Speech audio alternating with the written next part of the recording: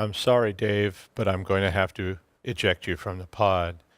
Today on SDL, we finally had to do it. We're going to talk about artificial intelligence, machine learning, robots, killer robots, sex robots, Terminators, sexy Terminators, you know, the whole thing of sexy whatever. So stick around, and Russ and I will talk to you about AI and ML on SDL. This is a Security Weekly production. Welcome to Secure Digital Life.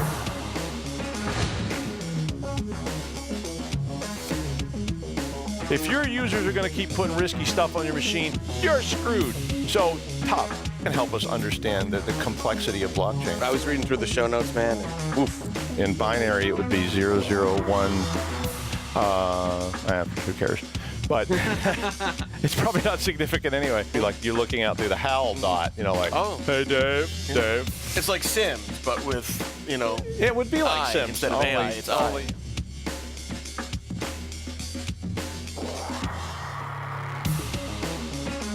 Accredited by Microsoft, Cisco, NetApp, IDLE, Oracle, and EC Council, QuickStart delivers high-impact, low-cost IT training through its cognitive learning platform in multiple domains. With QuickStart, you get an ever-growing catalog of courses, self-paced courses offered through a monthly subscription, virtual classrooms offered through an annual subscription, peer-to-peer learning, mentoring, official courses, certified instructors, hands-on labs, and more. For more information, visit www.quickstart.com. Use coupon code PAUL20 to get 20% off on all cybersecurity courses. Quick Start, creating world-class technologists. Are you working on earning your Security Plus certification? Earn your certification faster and smarter with Cybex. Their courses and guides are compiled with CompTIA-approved content, providing you with the knowledge to be fully prepared on exam day. The Cybex Security Plus Gold course includes a partner-to-you-pass guarantee. Users enjoy free course updates and repeats until you pass the Security Plus exam. Learn more and register for a free trial today at cybex.com/go/free trial. When you are ready to purchase, save 50% with code SECURITY50. Hurry, this offer ends December 31st.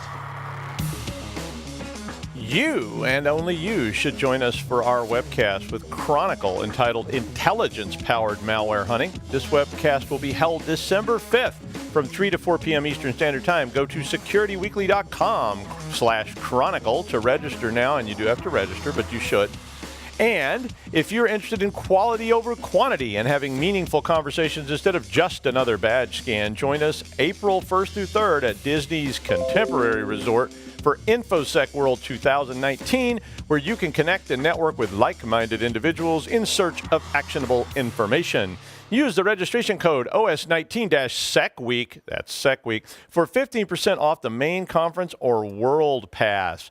You know you want to, so you should do it. All right. Well, today, we all know Russ is transhumanistic. And I was always cheering for the Borg on Star Trek, and I never really could figure out why Picard was just not into it. I mean, I was like, you could be Locucius. I mean, you could be. You got that cool laser thing on the side of your head, and you're gonna turn all that down to go back to doing what? Telling Wes to shut up. But I mean that stuff keeps coming back around. And we're going to talk today about first a couple of things that Paul at the Security Weekly. Everybody hates the terms AI and artificial intelligence and machine learning, and this is something you hear a lot of people criticizing all the time because people don't understand the difference in those two things. Hi, Russ. Hi, Doug. How are you? I'm fine. I brought my own little kind of adjusted AI or ML or whatever you want to call it. Well, it depends on how it's going to be coded. my mood. Well, yeah, so it could be either one, really, right? I mean, it could be either one of those things. So there is a difference in AI and ML. I mean, they're two very, very different things. Everybody misuses the term all the time. So you see all these media things, and you see people on CNN or whatever, and they're saying this and they're saying that. And everybody loves the term artificial intelligence because it sounds cool and it's very sci-fi kind of thing.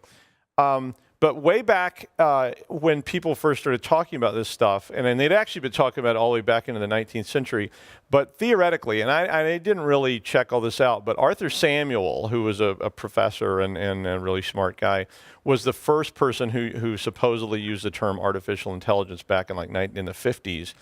But all this stuff had been around a long time before that, because Alan Turing. And if you want references to all this, I actually put it in the show notes so you can actually look, and if you want to look at some of these things. Alan Turing was writing about some of this stuff in the 1930s. Turing was so smart. The guy was actually, imagining thinking machines and machines that could solve problems, and what he called Turing machines back in the 1930s. And he was really starting to work with the ideas of how could a machine learn to do things. And all this, of course, was based on old analog stuff. And then Donald Michie was another one. He started talking about learning by non-natural means, which sounds more interesting than it probably was. Not to be confused with Nietzsche. No, not that Nietzsche, who did a lot of other non-natural things, but Michie was very interested in non-natural learning. And in fact, Michie was very famous for something that you may not remember, but it was called MINUS. So it was an acronym. And in 1960, he introduced the MINUS machine, which could actually play noughts and crosses, which is the British term for tic-tac-toe. And that's sort of one of the key elements of, would you like to play a game? From war games. So all that stuff centered around these ideas. So I thought we could talk about all these different things. And so my first one was natural intelligence. Russ, you have any comments on natural intelligence, humans? Yeah, I mean, I would say that natural intelligence just is the idea that intellect or knowledge or wisdom, all coming from natural sources, such as Steven Spielberg refers to them as the Orga in one of his movies, versus the Mecha, which is the unnatural intelligence, if you will. Interesting. Well, I got really into this stuff when I was in grad school, and I was taking classes about some of this stuff, and humans actually do learn. I mean, we all know that, right? Babies aren't born knowing how to do things. Like when you get a baby kitten, I never knew this till I saw somebody got a baby kitten, but you take the kitten and turn it loose in your house, and it'll go look for the litter box. I mean, it was just like, wow, that's weird. But humans don't do that. They're just their own litter boxes. And it's just a giant mess. But I mean, humans have to learn, and they do this using a kind of neural net. And so neural net's a computer science term for a weighted algorithm where the weights actually can modify themselves, and some get pruned off and some get added. It's very, very similar to the way humans actually learn things. So humans tend to learn things through rewards and punishments, and they don't have to be like, gold or whips and chains.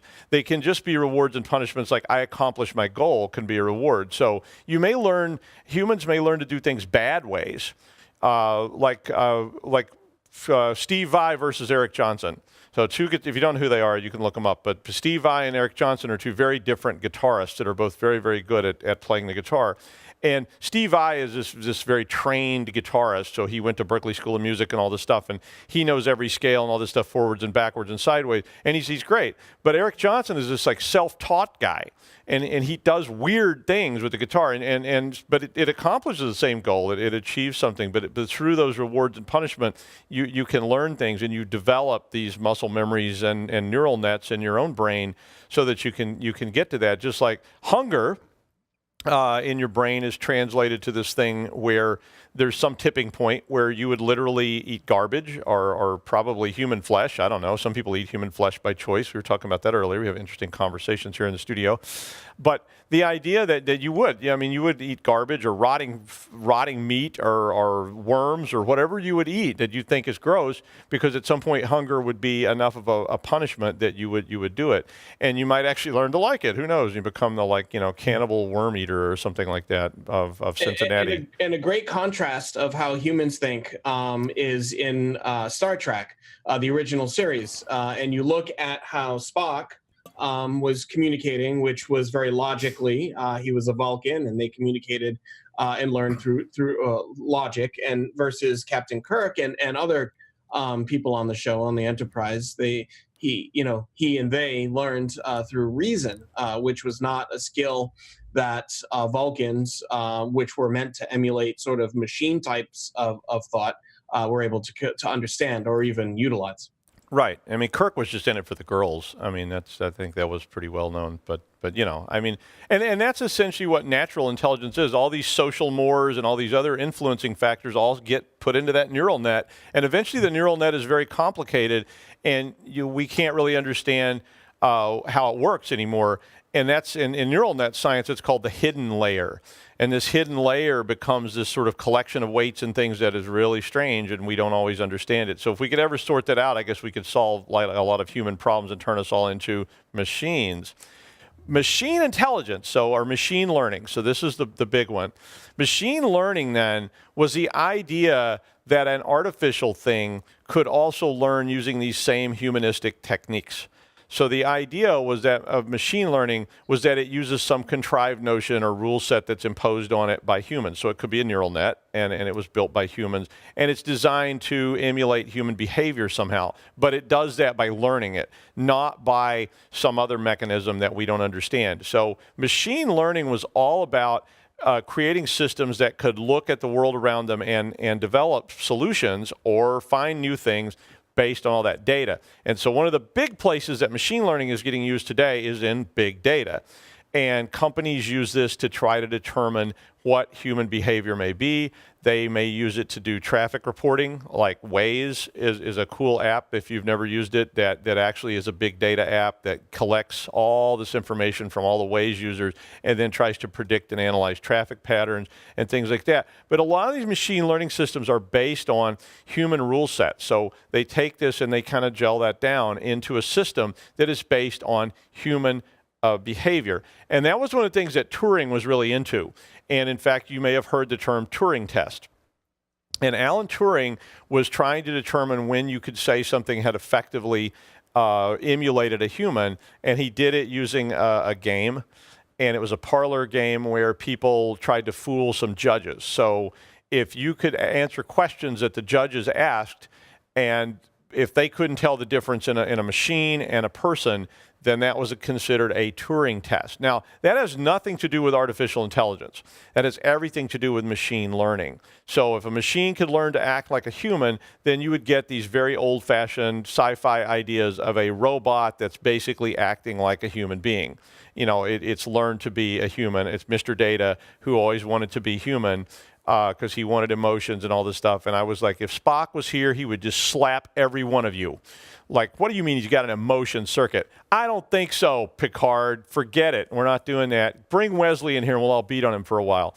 But that's sort of the machine learning piece of this. Russ, do you have any other things on that one? Yeah, I mean, back again, I hate to harp on Star Trek so much, but back with Star Trek, the second series, The Next Generation, when they had the several episodes where Data, who was the machine part of the pair, and Lore, who was the sort of humanistic part of the pair, and you looked at the juxtaposition of the two and how they behaved and how they acted, you kind of get a sense of this sort of contrast between how humans perceive human and robot interactions, or at least the differentiation between the two. Yeah, I mean, Data and Lore played by both by Brent Spiner, the same guy, and they're very different, but they're all examples of machine learning, because this was a case where you took a data set, you put it into some kind of contrived construct, and you said, okay. So let that one take us to AI.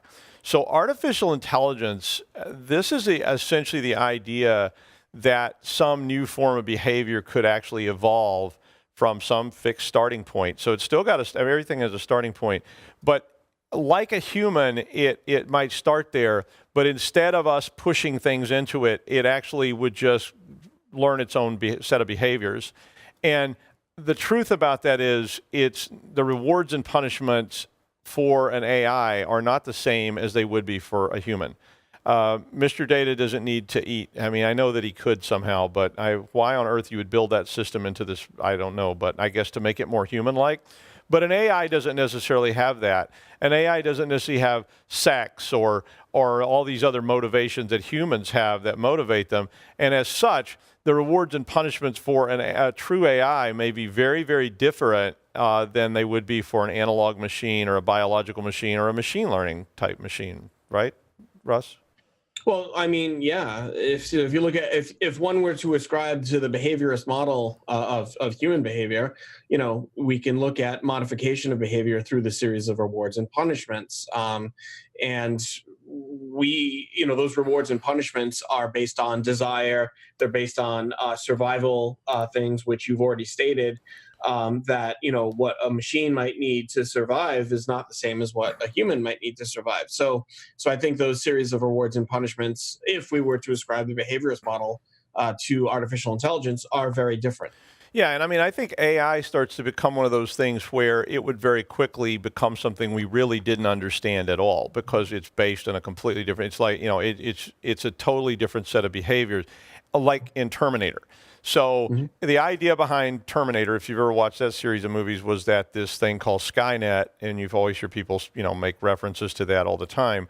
But Skynet became artificial intelligence. It evolved beyond human constructs and the machine learning pieces of it, and it then developed its own intelligence. And when it did that, it decided, well, you know what?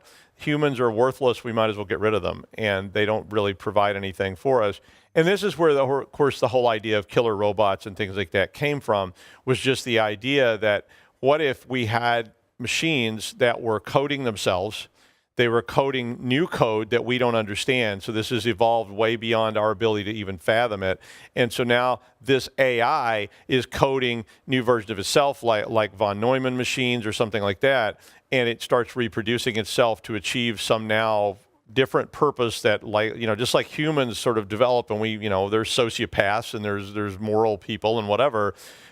Who knows what an AI might become if it was just turned loose on the world. And that's why I think Hawking and people like that were really scared of the idea of AI, because we wouldn't be able to understand it necessarily. It might just well go way beyond us, and then we have no idea what it's doing or why, and it's just doing those things.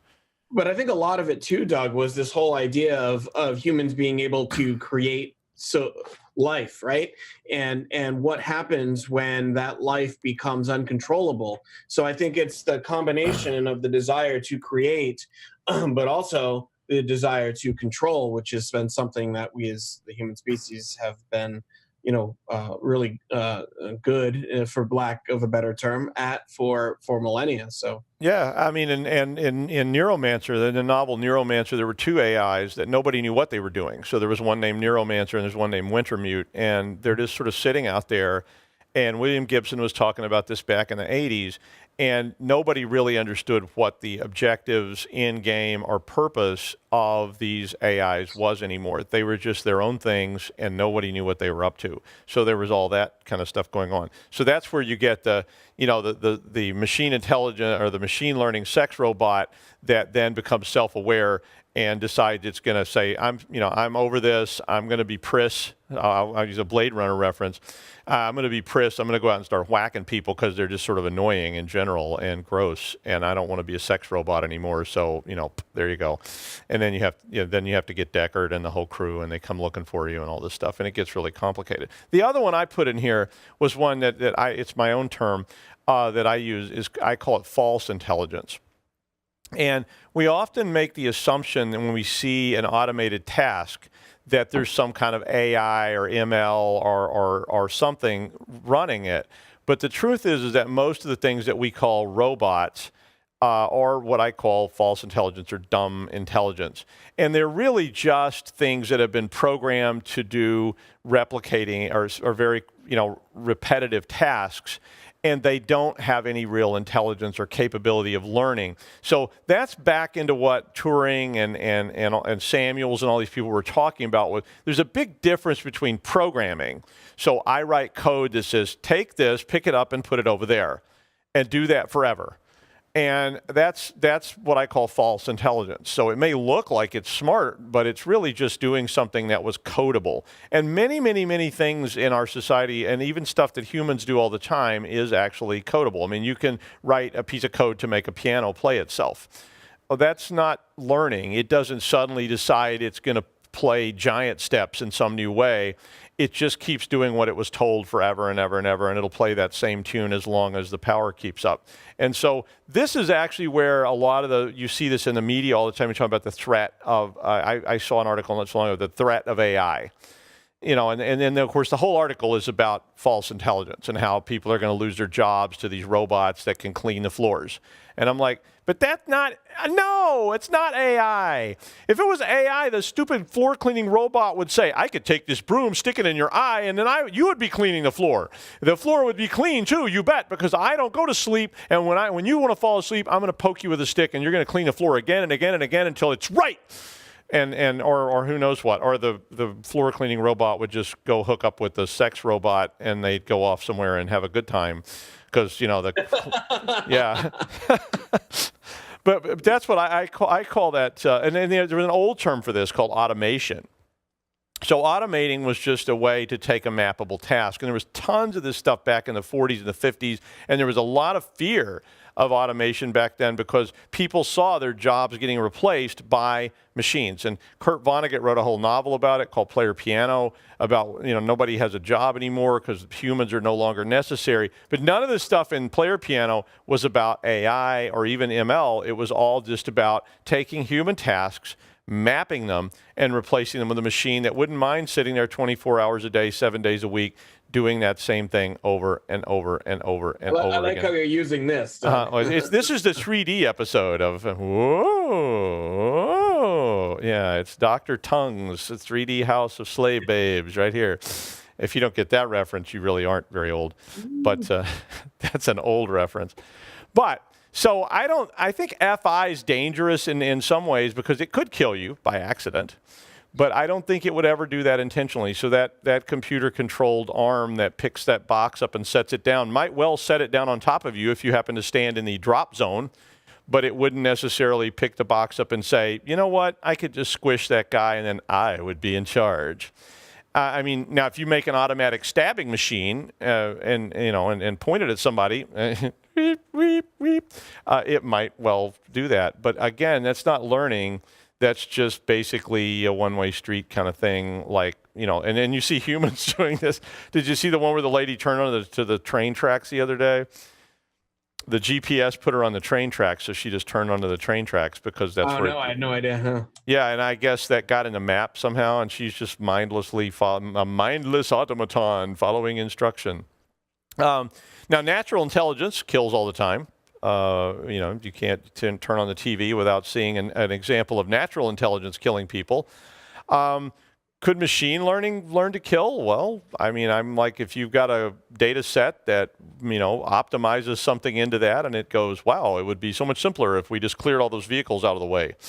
But AI would be the one that says, I need to invent a way around this problem. And the simplest way was to simply eliminate all those meat bots out there, which are, a big mess, and they pollute and they're gross and stuff spraying out of them all over the place. What a mess. But cleanup bot, get over here. It's like we need the squeegee now. Get off of sex robot and get over here and do your job. Yeah, leave the sex robot alone for 5 minutes. Come on. It's like it's getting really gross in here with all this blood and gore, and it's starting to get into the way. But we still don't understand natural intelligence. We haven't even come close, I think, to truly doing that. Sometimes a cigar is just a cigar, but we've spent an awful lot of time trying to extrapolate that, and we spend an awful lot of time confusing AI with ML. We see that. Like I say, I'm sure we could pull up a newspaper article or something today where they're going to call ML AI or who knows what. I don't know. What do you think, Russ? No, I think that's fine. It is confusing for those of us that have even grew up in sci-fi. So, I think this is a good way to break it down. Yeah, in the show notes, I was talking about Ward and June and Wally and all those guys, and that if you took an AI named Wally and Wally was going to learn to drive a vehicle, the machine learning version of that was you would put everything there is to know about driving vehicles and all vehicles that had ever been driven and any other data we could collect and put it in there and let the machine learning algorithm sort through it and find, what is the optimal way to do this. But an AI might actually look at Ward and say, oh, in order to drive a vehicle, just like a little kid, in order to drive a vehicle, I need a pipe and a necktie and some keys and a blonde wife or whatever, and we'll go out in the Buick and we'll take a spin around Happyville, and then later we need martinis and steaks and unfiltered cigarettes, and then we'll live in the 60s. But Wally, as an AI, may be able to take this and just go off in some completely different direction with it that humans don't necessarily do, and say, all that stuff is stupid, throws the pipe and the necktie out the window, strangles June and tosses her out by the side of the road because she's taking up valuable space in the vehicle and slowing it down and it's not optimized, and on and on and on. And the next thing you know, you've got sort of the, Leave It to Beaver AI style, and it gets kind of out of control really fast. But that's an old TV show if you didn't know where I got that from. Cleavers. The Cleaver family. That show was on the air for a long time, and the idyllic nuclear family with that. But I don't know what AI does, and I think it's dangerous for us to try to talk about it. And I think that's why Hawking and those guys were afraid of it, because we don't know what it would do. I mean, I don't, and I think when we try to comprehend that, it's just very difficult to even talk about, what's going to happen out there. Because I always think about AI like ants. So when you walk down the sidewalk, you don't walk down the sidewalk and you start worrying. Maybe you do. I don't know. Maybe you're really empathic and you try not to step on ants or whatever. But most people just walk down the sidewalk and they say, I'm walking down here to the Shake Shack on 8th Avenue and I may have stepped on, some ants and I don't know if I did or not. And there's no really reward punishment system in there, so you don't even think about it. You just want to get to Shake Shack. But would you step on a kitten? Okay. Depends if it's in my way of Shake Shack. Well, yeah. I mean, depends on how bad you want to get to Shake Shack and how much you like kittens. But, how about a baby? And you can just keep extending Same that. Answer. Yeah. Well, it's the same answer. But, I mean, at the end of the day, where do you draw the line and why? I mean, obviously some kind of morality weighting system popped into our heads, and it could be some kind of weird Kohlbergian thing where you say, well, I would step on the baby, but I don't want to get caught and go to jail or be on YouTube looking really, really bad like PewDiePie or somebody. And that guy, of course, is he the top YouTuber still? Well, yeah. In fact, did you read yesterday that somebody hacked or found an exploit in Dell online printers or printers that use Dell online printing, and they 500,000 people mysteriously got a printout that said subscribe to PewDiePie's channel on YouTube? I did see that, and it was telling people to go unsubscribe to that Bollywood site because the number 2 site is like a Bollywood trailer site, and PewDiePie, and yeah, they don't know if PewDiePie had something to do with it or what, but he's like the top YouTuber again, I guess, this year, and he's saying I'm in danger of losing my crown as the top YouTuber or whatever, and all those comments about Nazis and things notwithstanding, and whatever. I have you ever watched PewDiePie? Hell no. Really? Oh, I have. I'm not into on those types of things. So. He's actually he used to be funny when he played video games all the time. I haven't watched it in a long time, but I remember one time. You go back to Twitch then. Well, my daughter and I were in Italy, and we were just looking for stuff to watch one night. We were sort of sitting around, and it was like we found this guy and his girlfriend, and they were playing all these games, and I thought it was funny, and he was making Sims drown in the pool and stuff like that. He's a really twisted kind of guy, but. Is he the guy that went to the suicide forest in Japan? No. That's Jake Paul, yeah. Or is it Jake or is it his brother? I think it's Logan Paul's the one that's like really obnoxious. No, PewDiePie was just a guy. He used to all he did was he played. It was like an early version of Twitch.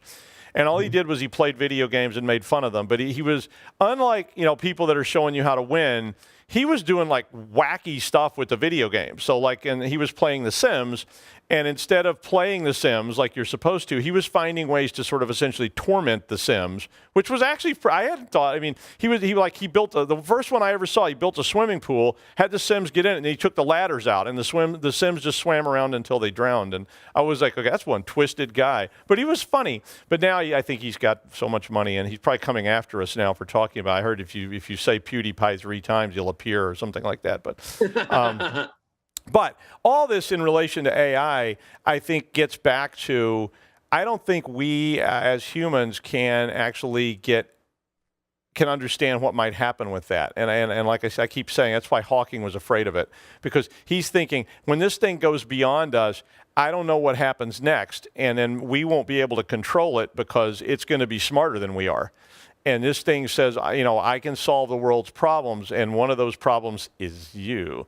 And that's a kind of a scary thought, because just like the ants, if you had this super AI that just doesn't consider humans actually in its morality sphere or whatever, it may just say, well, let's just get rid of the humans. I mean, that's where the killer robot idea comes from, really, is that the AI just becomes bigger than everyone and nobody really cares what it is anymore, right? Yeah. But the transhumanist part of it then is about the synthesis between humans and technology. So what if you could bolt an AI onto your brain? So now there's you're augment it instead of supplant it, you mean? Yeah, I mean, if humans somehow got involved in this, and instead of the AI just patting me on the head while it walks off into the distance, it says, "Good luck, guys. We're all going to leave. We don't care if a flight to Alpha Centauri takes 10,000 years. We're just going to hop on board and sit around and play chess until that time. The rest of you, well, good luck." But I mean, people like to talk about this stuff solving problems. And I don't know that it necessarily does. I don't know that it necessarily doesn't. The AIs might just be like, we just ignore you. You're just like, you're like ants to us, and we don't care what you do. You can run around, and as long as you don't come in our house and we have to spray you again like last month, the rest of the time everything is pretty cool. So that's that conflict was well demonstrated in the Matrix trilogy, and then the subsequent Animatrix. To show how the Matrix got started. So, you saw the AI sort of, trying to control the humanist population by putting them in pods so that they could gain energy for themselves. And so I think that's pretty I do too.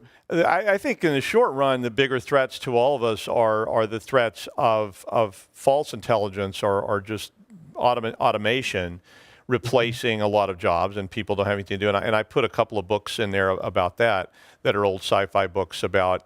One of my favorite ones about that's called the Midas Plague, and between the AIs and the automation, they want to manufacture things because that was their basic charge, and they make so much stuff they want people to use it up. So it was a short story actually I think it was from 1950, about people trying to get excluded from that. So wealth had become not having to consume.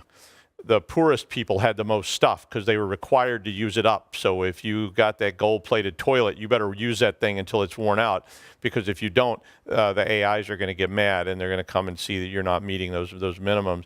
Kind of like that movie Brewster's Millions, which has nothing to do with technology, but he inherits, $200 or $100 million and has to spend it, so he gets $1 billion. Exactly. It is kind of like that. The other one was a book called The Space Merchants, which was about machine learning, and how that machine learning had really gotten so good at predicting our behavior that it could force us into certain behaviors and force us to then buy things and get addicted to things and so on. I don't know. For me, it all gets back to Skynet and the Darlocks, who all decided that extermination was really the only way. To deal with the humanist threat. But hopefully there's something to, this augmentation or modifying humans that will happen. The singularity is another piece of that. The idea that at some point machines may well have greater capacity. That of course leads to AI, but it also can lead to this augmentation of humans and AI or ML. I mean, if you could put all that data in your head and you had a separate whole processor, that's the one I want bolted on, that just sits there and churns through data and predicts things, or I can use it for, special features or whatever.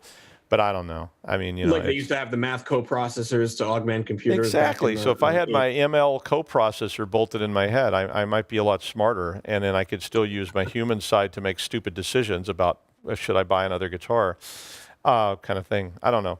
Let's ask your wife. Yeah, that's not.